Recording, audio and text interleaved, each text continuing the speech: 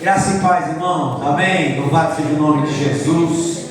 Por mais esta oportunidade de estarmos reunidos na casa do Senhor. Terminou agora a Semana da Pátria, né?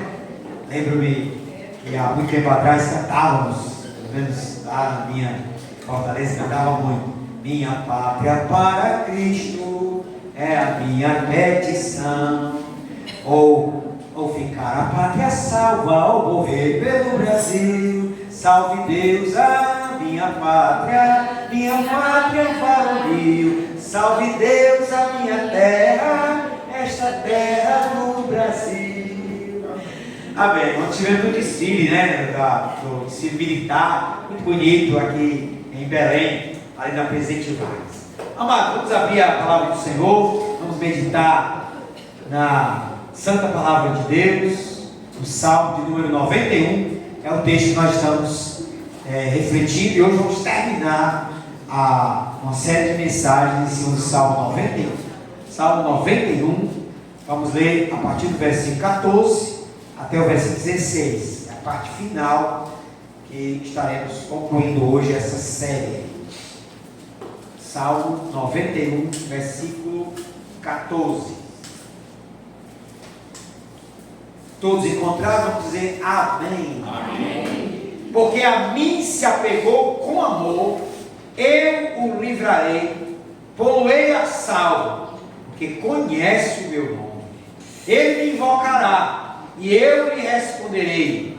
Na sua angústia eu estarei com ele, livrá-lo-ei e o glorificarei. Saciá-lo-ei com longevidade, e lhe mostrarei a minha salvação. Amém. Vamos orar pela palavra de Deus. Senhor Deus, nós estamos aqui, Senhor, reunidos como igreja do Senhor, para estar atentos também à Tua voz. Nós viemos aqui prestar adoração ao Senhor, oferecer a Deus a nossa vida em louvor, em gratidão, mas também viemos, Senhor, ouvir a Tua voz através da Tua palavra que é viva, eficaz. Por isso, Senhor, nesta hora, fala ao nosso coração, edifica-nos, edifica a Tua igreja, para que possamos sair daqui, ó Pai, com algo mais do Senhor para o nosso viver cotidiano. É assim que nós oramos, no nome precioso de Cristo Jesus, nosso Senhor e Salvador. Amém. Meus amados, um dos princípios mais elementares da chamada numerologia bíblica nos diz que 7 é o número da perfeição, é o número de Deus. Sendo assim, em toda a Bíblia, nós encontramos diversas passagens onde o número 7 se destaca. Por exemplo, em Gênesis, o Senhor Deus descansa no 7º dia. Em Êxodo, o candelabro de Deus era composto de 7 cabeçais. No Apocalipse, o Espírito de Deus é descrito como 7 Espíritos de Deus. E assim é que, por diversas passagens na Bíblia, nós encontramos sempre o número 7 em referência a Deus, em referência à plenitude de Deus. É por isso então que nós entendemos, à luz da chamada numerologia bíblica, que o número 7 é um número especial, porque ele simboliza Deus em sua perfeição total e plena. Nesse trecho do Salmo 91, o salmista aqui nos apresenta 7 promessas de Deus. Nessa parte final, nesse trecho, do versículo 14 ao versículo 16, nós encontramos 7 promessas de Deus. Na verdade, nesses versos, o salmista, devemos notar, silencia. E agora é o próprio Deus quem lança sobre nós as suas magníficas promessas. Se você notou bem, até o versículo 13, era o salmista quem estava falando, era o salmista quem estava nomeando diversas questões acerca daquele que habita no esconderijo do Altíssimo. Mas a partir do versículo 14, é o próprio Deus quem toma a palavra, é o próprio Deus que agora vai prometer ao ao crente, ao cristão, aquele que confia em Deus. É o próprio Deus que vai tomar a palavra e vai dizer: porque a mim se apegou, com amor eu livrarei, pô-lo-ei a salvo, porque conhece o meu nome. Ele me invocará e eu lhe responderei. Na sua angústia eu estarei com ele, livrá-lo-ei e o glorificarei. Aí no versículo 16 ele termina: saciá-lo-ei com longevidade e lhe mostrarei a minha salvação. Portanto, meus amados irmãos, nesse texto nós gostaríamos de maneira muito abreviada pensarmos sobre as 7 promessas de Deus que estão aqui contidas nesses versos. Mantenha a sua Bíblia aberta e veja comigo quanto é edificante a gente poder meditar, refletir e se apropriar das promessas, das 7 promessas que estão contidas aqui do versículo 14 ao versículo 16. Vamos para a primeira, versículo 14, parte A. Porque a mim se apegou com amor, eu o livrarei. A primeira promessa vem antecedida de um condicionante. Deus diz: porque se apegou a mim, eu o livrarei. É uma promessa de livramento. Sim, meus amados, para quem se apegou a Deus, para quem fez do Altíssimo a sua morada, para quem confiou e se entregou plenamente a Deus, a promessa, a primeira promessa aqui desses versos é que Deus está dizendo: Ele vai nos livrar. Há livramentos de todo tipo, porque há perigos de todo tipo, há perigos físicos, emocionais, espirituais. No entanto, a promessa de Deus ela é clara: eu vou livrá-lo. O versículo no 14, parte A, diz: porque a mim se apegou com amor, eu o livrarei. Portanto, nós até acabamos de cantar, quem pode livrar como o Senhor? De fato, Deus é este que nos dá livramento. Às vezes nós não temos um discernimento, nós não temos de forma muito clara o quantos os livramentos Deus tem dado a mim, a você e a todos nós. Mas de fato, meus irmãos, Deus tem dado livramentos para nós. Quando não há livramento, é porque há algum propósito, há algum objetivo em relação a isso. Mas o maior livramento que Deus oferece, e que Deus promete e cumpre na vida dos seus filhos, é o livramento espiritual. Sim, porque o inimigo age de maneira feroz para tentar derrubar, para tentar obstruir a vida daqueles que se voltam para Deus. O inimigo, sim, investe pesado na peneira do povo de Deus, tal qual fez com Pedro. Nós estamos lembrados, Jesus, certa vez, lá no Evangelho de Lucas, capítulo 22, versículo 31 e 32, Jesus disse a Pedro: Simão, Simão, Satanás quis peneirar-te, mas eu roguei por ti, para que quando te converteres, tu fortaleças a teus irmãos. Vamos ver lá essa passagem, é Lucas capítulo 22, versículo 31 e 32. Olha lá: Simão, Simão, eis que Satanás vos reclamou para vos peneirar como trigo. Eu, porém, roguei por ti, para que a tua fé não desfaleça. Tu, pois, quando te converteres, fortalece os teus irmãos. Meus amados, Satanás tem tentado também peneirar muitos de nós. Sim, este é o intento do inimigo, peneirar para que possamos tropeçar, para que possamos cair, para que possamos blasfemar, para que possamos nos afastar. Mas aqui, o próprio Senhor Jesus está dizendo: eu intercedi por ti, eu roguei por ti, para que a tua fé não desfalecesse. E quando você se converter, fortalecer os seus irmãos. Daí, meus amados, voltando à promessa do Salmo 91, Deus está dizendo: Ele se apegou a mim, Ele se comprometeu comigo, Ele confiou em mim, portanto eu vou livrá-lo. Há tentações, há barreiras, há dificuldades, há cirandas do inimigo, mas Deus tem livramento para mim e para a sua vida. Você pode dizer amém? Amém. Louvado seja Deus. Mas ainda há uma outra promessa. E aí eu tenho que ser bem rápido para não cansar os irmãos. Olha aí, versículo 14, na parte B. Diz assim: pô-lo-ei a salvo, porque conhece o meu nome. Então a primeira promessa, livramento.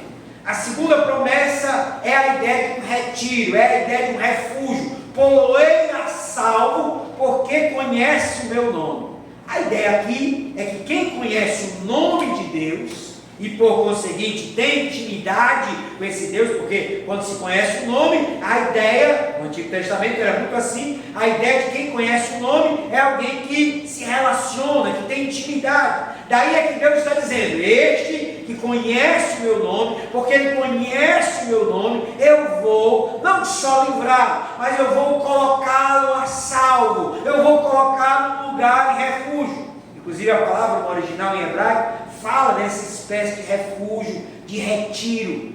A ideia é que Deus oferece proteção em meio às tempestades da vida.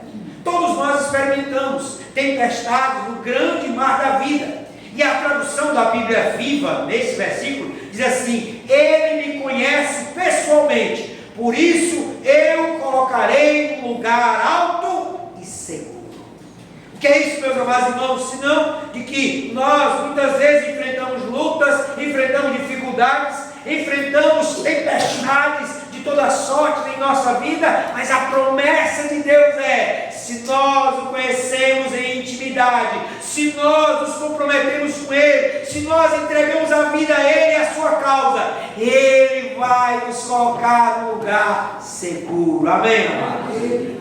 Isso, é claro, significa no sentido espiritual, no sentido emocional, porque Deus, ele tem essa promessa para os seus. Sim, muitas pessoas sucumbem diante das tempestades, diante dos problemas, diante das dificuldades. Quantas pessoas se desesperam? Aqui mesmo nós temos um shopping center, né, que é o Boulevard, que tem lá, né, toda uma parte de vidro, e aí agora colocaram lá umas telas, né, porque é um dos shoppings, eu tomei essa informação já há algum tempo, né, desde que cheguei aqui, que tem havido um nível muito alto de suicídios, de jovens, né, que se chocam ali naquelas escadas daquele shopping, né, ou na escada rolante, na escada mesmo, e aí se jogam e se matam. Já ocorreram pelo menos 7 suicídios ali, né? Mas esse é um retrato da nossa sociedade, não só aqui em Belém, mas no mundo todo, né? A sociedade desesperada, as pessoas não conseguem suportar as lutas, as dificuldades, as provações, as barreiras, né? As enfermidades, as lutas do dia a dia, e aí se desesperam. Mas aí esse texto está dizendo: Deus tem essa promessa para aqueles que o conhecem, para aqueles que desfrutam de uma intimidade com Ele. Deus vai nos colocar a salvos. Deus vai nos colocar num refúgio emocional e espiritual, de tal maneira que sim, haverão tempestades, haverão lutas, haverão dificuldades, mas tu não serás atingido. Amém, amados?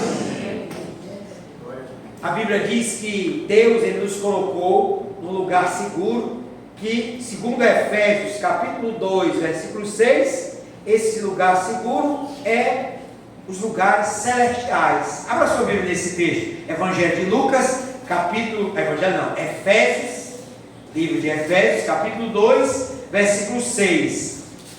Olha lá o que diz o texto: e juntamente com ele, Jesus, nos ressuscitou e nos fez assentar nos lugares celestiais em Cristo Jesus. Vem luta, vem dificuldade, vem provação, vem angústia, vem, né, toda sorte de provação, mas o crente, o que confia no Senhor, ele está com a sua mente em Cristo, ele está nos lugares celestiais, ele está no refúgio que é o Deus vivo e todo-poderoso, que nos colocou nas regiões celestiais assentados com Cristo. Amém, amados? Amém. Mas vamos lá. Agora, na parte do versículo 15, nós vamos encontrar uma outra promessa. A primeira promessa, livramento. A segunda promessa, refúgio. A terceira promessa, versículo 15: ele me invocará e eu lhe responderei. A terceira promessa diz respeito à oração. Trata-se aqui de uma promessa de resposta em meio à invocação do Senhor.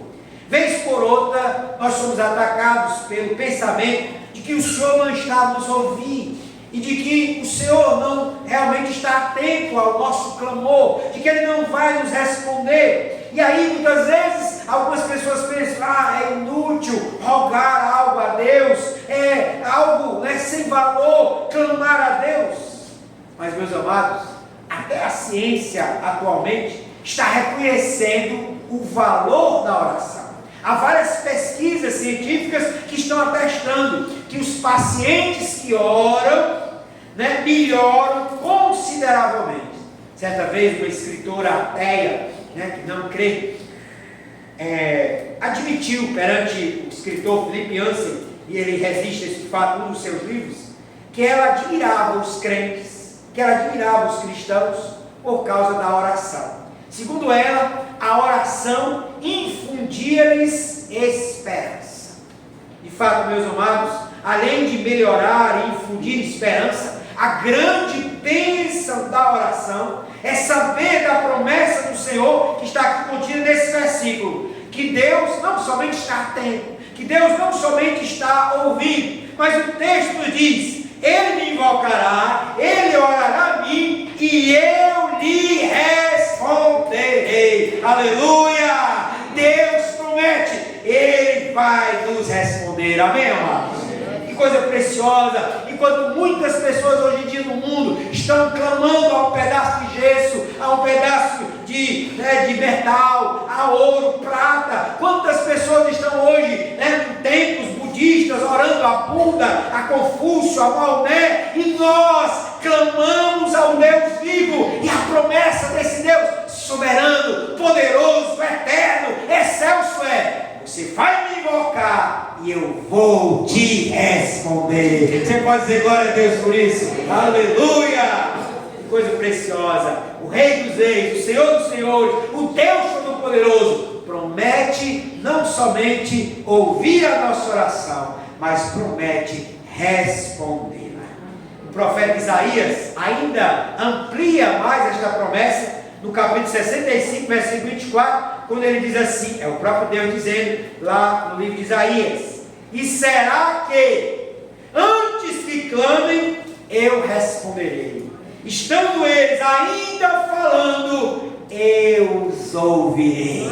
Olha que promessa preciosa, olha que Deus maravilhoso é este. Ele está dizendo que ainda, será que antes que clamem, Ele vai nos responder, estaremos ainda falando e Ele vai nos ouvir. Meus amados, nunca despreze, nunca subestime o poder da oração. Se você é um servo de Deus, se você conhece o Senhor, esse Deus poderoso, e a promessa é para mim e para você e para todos quanto temem o seu nome, Ele me invocará e eu vou lhe responder. Amém? Clame ao Senhor, ore ao Senhor e se apegue à promessa do Senhor. Ore fiado nesta palavra: Senhor, tu disseste que eu vou te invocar e o Senhor vai me responder. Amém? Amém. Mas vamos continuar. E o texto nos apresenta mais uma promessa. Agora é a quarta promessa. Está aí ainda no versículo 15. Na sua angústia eu estarei com ele. A quarta promessa, meus amados, nos assegura a presença do Senhor no meio da angústia. Todos nós experimentamos algum tipo de sofrimento, frustração, dor, tribulação. Nestas horas nós podemos ser acometidos por aquilo que chamamos de angústia, esse desassossego na alma, na mente, no coração. Acredito que não precisaríamos definir esse sentimento tão avassalador que todos nós, em algum momento da vida, experimentamos. No entanto, o dicionário diz: a angústia é uma ânsia, é uma agonia interior e ainda uma aflição interna. Neste momento de angústia que todos nós podemos experimentar, a promessa aqui neste salmo, a promessa vinda do próprio Deus é: na sua angústia eu estarei com ele. Que coisa preciosa, meus amados, é saber que Deus, Ele não descarta o fato de que vamos ter angústia, que vamos ter, essa dor na alma, que vamos ter essa agonia interior, mas a promessa preciosa de Deus é: na sua angústia eu vou estar com Ele. A presença consoladora, alentadora, animadora, confortadora de Deus vai estar na nossa vida em meio às angústias da vida. Amém, amado? Martinho Lutero, grande reformador, estava no castelo de Augsburgo, escondido do Papa, por defender as doutrinas bíblicas do século XVI, e ele foi tomado por um sentimento de angústia. Ele estava só, ele estava perseguido, ele estava renegado por alguns dos seus companheiros. E aí o reformador olhou ao redor, sentiu a presença de Deus, e a presença de Deus lhe trouxe um conforto para a alma, ao ponto de ali ele escrever o seu mais famoso hino. E ele dizia no hino: castelo forte é o nosso Deus, refúgio e bom escudo. Lutero experimentou a angústia, mas acima da angústia ele experimentou a presença confortadora, consoladora, reanimadora do próprio Deus.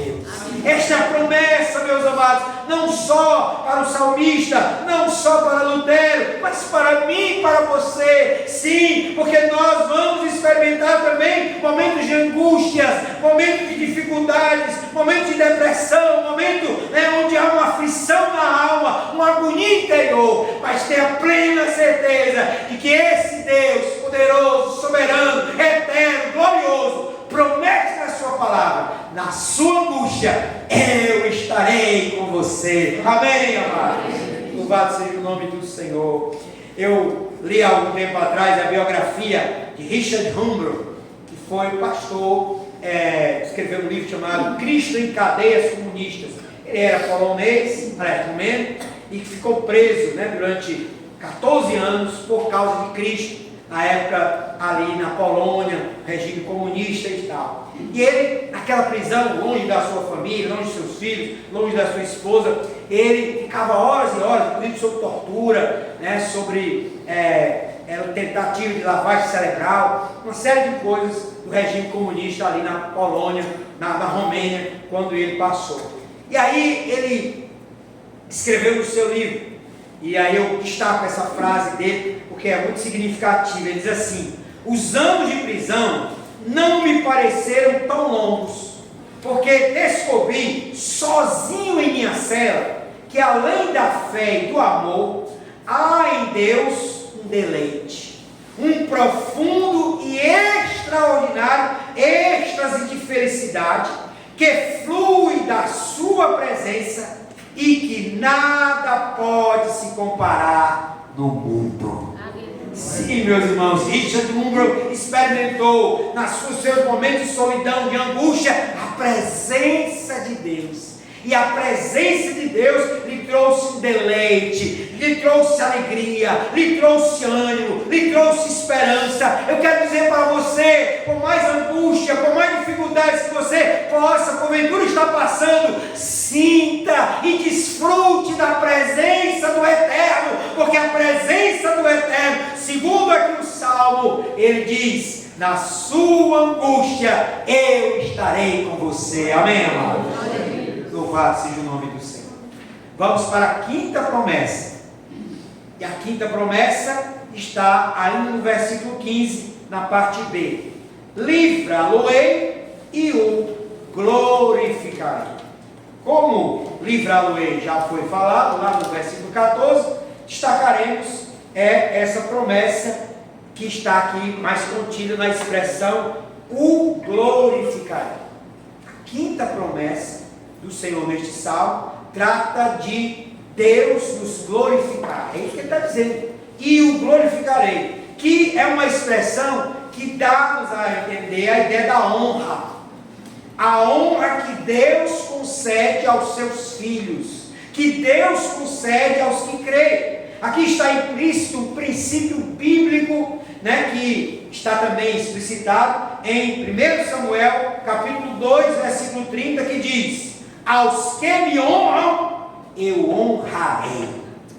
O próprio Senhor Jesus confirma esta promessa em João 12, 26, quando declara: e se alguém me servir, o Pai o honrará.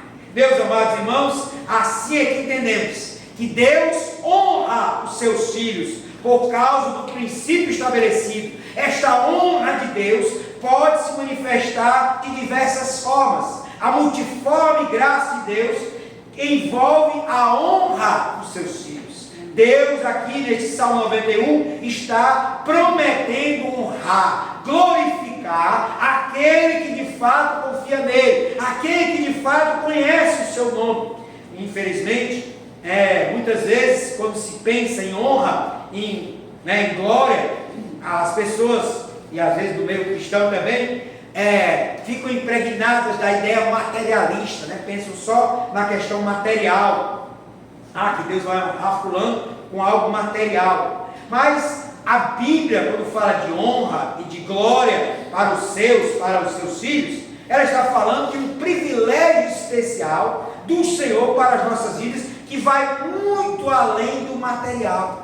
O material passa, mas Deus, Ele nos dá mimos, Ele nos dá honra, Ele nos glorifica com algumas questões que na vida nos surpreendem. Por exemplo, eu jamais imaginava, fui professor durante 10 anos lá na Paraíba, e eu fui escolhido, já quase saindo de lá, eu fui escolhido como paraninfo da turma, de uma das turmas lá, eu tinha 700 alunos lá no Betel Brasileiro, mas uma turma se formando, me escolheu como paraninfo. E aí para mim qual era a honra? Era uma honra de Deus estar num culto com 2.000 pessoas, 40 alunos me homenageando, e eu fui o paraninfo daquela turma. Pude falar para aquela multidão, sendo homenageado por aqueles alunos. E tinha lá um cartaz, tinha lá na placa, turma, pastor Evandro da Silva Soares. Era uma honra, era uma glória, mas uma glória que Deus me concedeu, porque eu jamais imaginava, um rapazinho saindo lá do Ceará, com 24 anos, a esposa com 22, fomos lá para Paraíba, começamos o trabalho, e aí também passei a ensinar em seminários, e aí depois de 4 anos ensinando, os alunos se reúnem e dizem: o professor, o pastor Evandro, vai ser o paraninfo da nossa turma. É uma homenagem, E aí eu entendi que aquela homenagem não vinha só daqueles alunos, era uma forma de Deus estar me honrando, de Deus estar manifestando uma glória para mim. E aí essa promessa do Salmo me veio à mente, porque Deus está dizendo aqui: eu vou lhe livrar e eu vou glorificar. Portanto, meus amados, aguarde honras e glórias de Deus na sua vida. O Pai Celestial é o Deus que honra os seus filhos, como diz lá o princípio de 1 Samuel 2,30: aos que me honram, eu honrarei. Portanto, aguarde Deus, honra, aguarde Deus, que Deus vai fazer com que você seja glorificado, que você seja honrado, porque é promessa do Senhor. É claro que nessa vida nós podemos experimentar isso, mas muito mais, a palavra de Deus nos diz que na eternidade nós seremos glorificados pelo fato de recebermos um corpo glorioso e de recebermos a eternidade da parte do Pai. Amém, amados? Daí então nós podemos entender que há nessa questão muitas bênçãos da parte de Deus e honra. Eu lembro que Deus ele glorifica os seus filhos, ele honra os seus filhos, às vezes até com mimos. Você imagina que eu fui pastor em Fortaleza, e aí eu conheci uma casa lá em Fortaleza, uma casa de bilionário. Tem um ministro que foi do STF, aquele Joaquim Barbosa, um moreno lá, negro, e ele tinha um médico, que é um médico de coluna, e esse médico morava tanto em São Paulo, como também resolveu construir uma casa em Fortaleza. Mas a casa era um formato de um avião, plena Praia do Futuro, a praia mais cobiçada de Fortaleza, Praia do Futuro. E aí esse... navio. É uma casa no formato de um avião, navio, acho que era um navio, mas era um avião. Mas vamos lá, mas a casa era enorme, Você imagina a casa tinha 12 quartos. 12 quartos. Ela tinha, né? Cinema, ela tinha 2 cozinhas, uma no primeiro andar, outra no segundo, ela tinha elevador, casa até com elevador. Só o Bispo Macedo lá em São Paulo construiu um elevador. Mas essa casa tinha elevador, piscina, né? Salão de festas, tinha uma pizzaria lá dentro da própria casa, era uma coisa enorme. Mas aí esse senhor, né, esse médico que construiu essa casa, ele morava só ele, a esposa e a mãe dele. Aí ele enjoou da casa enorme, né? Ficava em frente a uma casa também riquíssima em Fortaleza, Sérgio Machado, que foi até envolvido na Lava Jato e tal.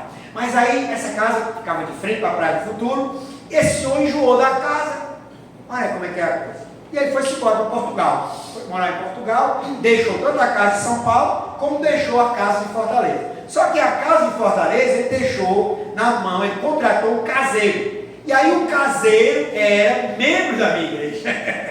Aí veja a honra de Deus, né? Daqui a pouco eu estou, né? Eu, a Cristina, o Nicolas e a Maiara, né? Minha família, né? Visitando, né? E desfrutando, porque o dono estava lá em Portugal, né? O caseiro me convidou: pastor, venha passar um dia aqui, toma banho de piscina, a gente pode comer pizza, pode, né, usufruir aqui toda a casa. Aí lá estou eu e a minha família, né, desfrutando de uma casa enorme, eita, né, elevador para subir lá para o primeiro e segundo andar, né, aí ela tinha até heliporto, né, que chama, que é para pousar o helicóptero, porque o homem também tinha helicóptero, né, então tinha lá o local para pousar o helicóptero dele, era um papo maçal da vida, né, então o sujeito é riquíssimo, mas deixou a casa lá abandonada, deixou com o caseiro e foi morar em Portugal, pagava de lá, né, o caseiro. E aí depois chamou o caseiro para ir para Portugal e deixou na mão de outro. Mas naquele dia, né, eu vi assim como uma honra de Deus, né, poder desfrutar com a minha família numa casa daquela, né.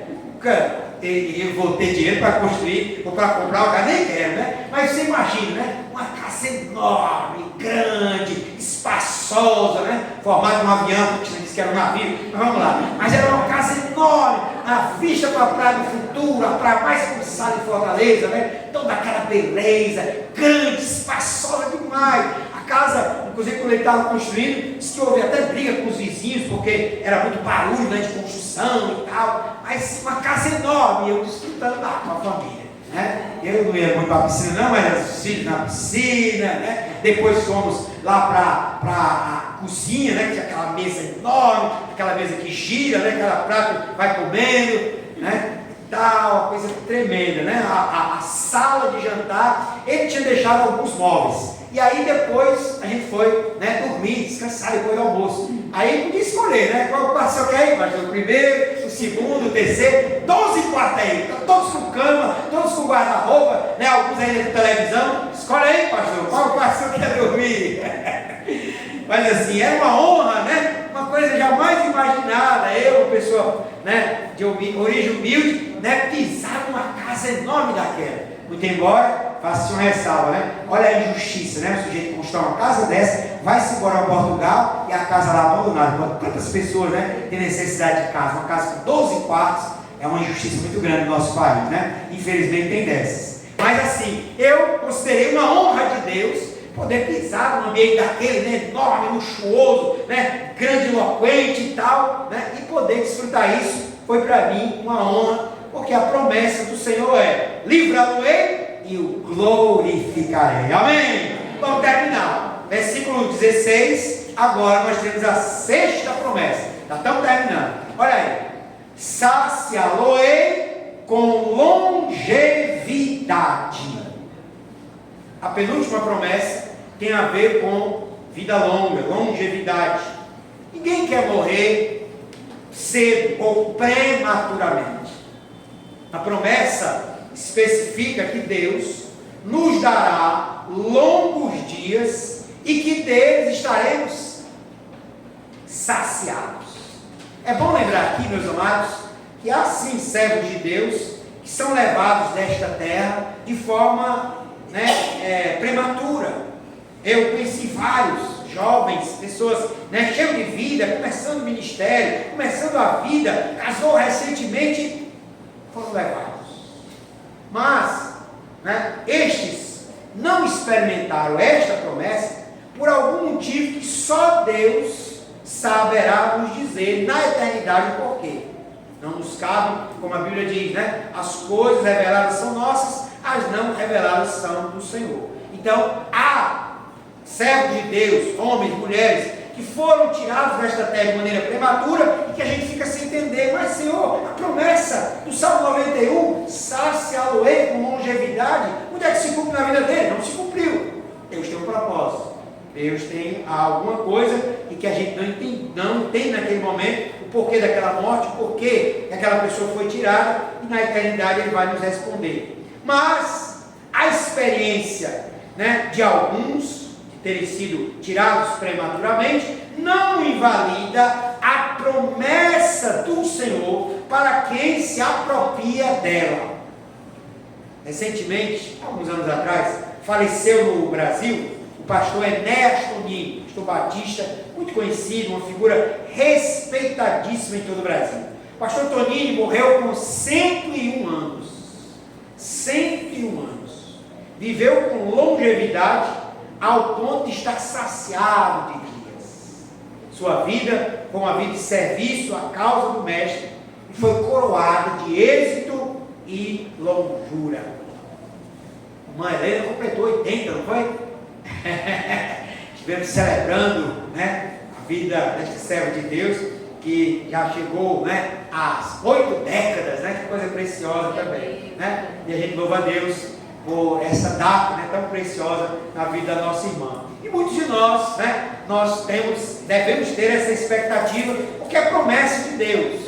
A promessa de Deus é que nós não vamos sair desta terra de maneira prematura. Se nós confiamos no Senhor, se nós depositamos a vida em Deus, muito embora, e aí faço essa ressalva, né? A Bíblia no Salmo, no Salmo 90, diz que depois dos 70 é enfado e canseira, né? Alguém já disse jocosamente que é a época do condor, né? É o condor, eu passo, nada, é o condor, é dor aqui, é dor ali, eu estou com dor, é dor em tudo que é lado.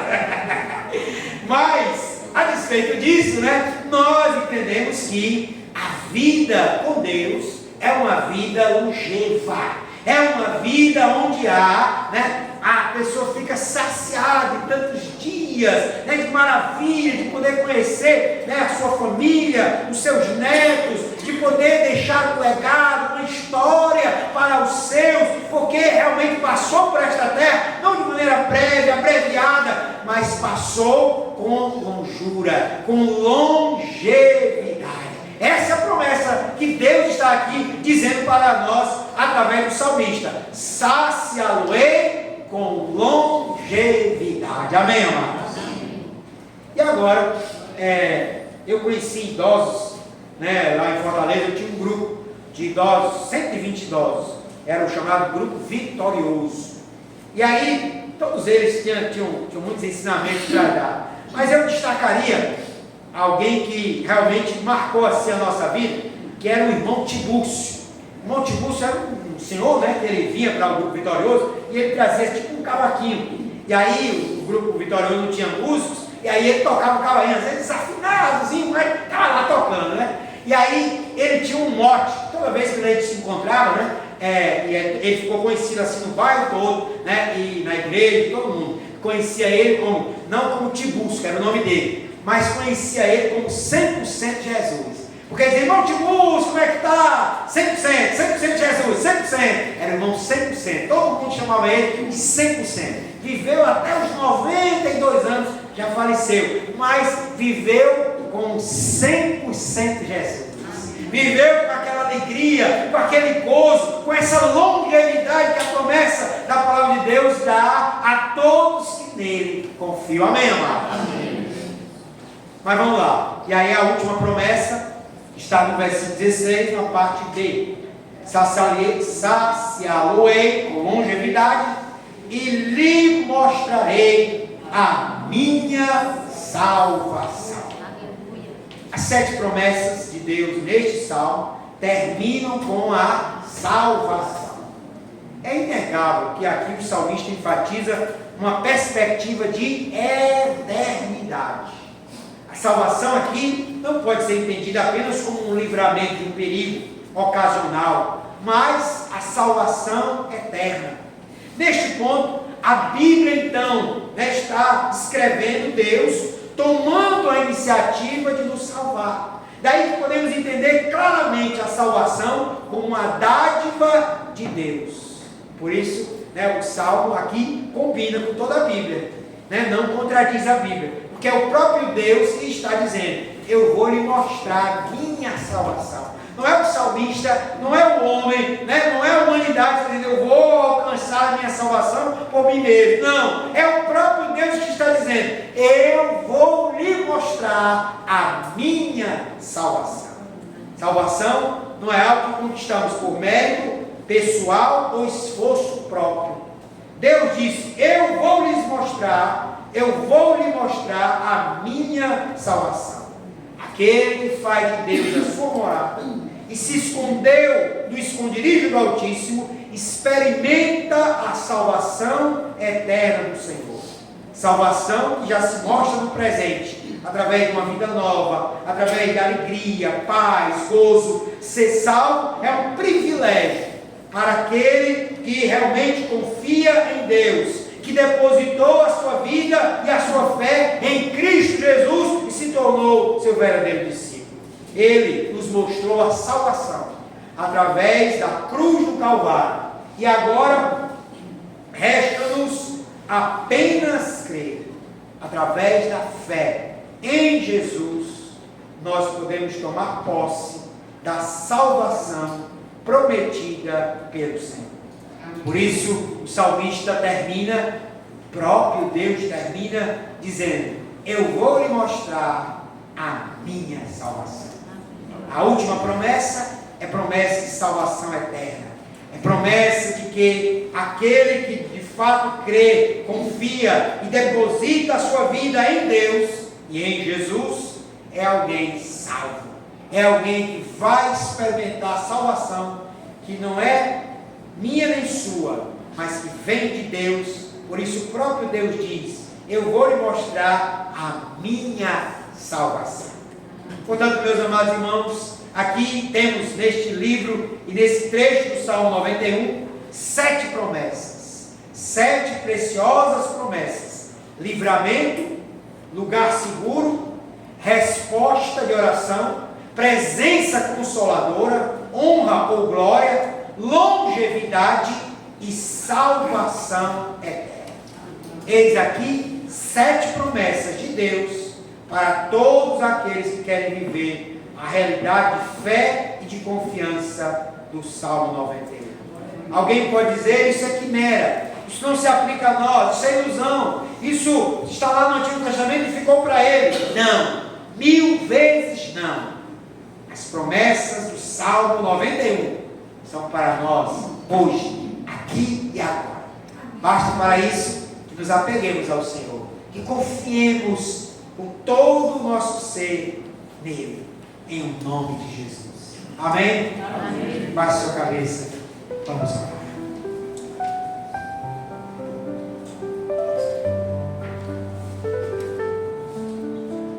Senhor amado, Pai celestial, te damos graças, Senhor, pela tua palavra, pelas 7 promessas do Salmo 91, desse trecho que lemos do 14 ao 16. Obrigado, Senhor, pelas promessas do eterno sobre as nossas vidas. Obrigado pelo livramento, pelas respostas de oração. Obrigado pela honra. Obrigado, Senhor, pela presença consoladora. Obrigado, Pai, por tudo que o Senhor tem prometido para nós. Em especial, te damos graças pela salvação eterna. Todo aquele que em ti crê é salvo, será salvo, está sendo salvo. Obrigado por isso, Senhor, pela salvação que o Senhor nos dá. Obrigado pela tua graça e misericórdia em nossas vidas. E que nós, todos nós, possamos nos apropriar destas promessas a cada dia de nosso viver. Em o nome e por amor de Jesus, assim oramos.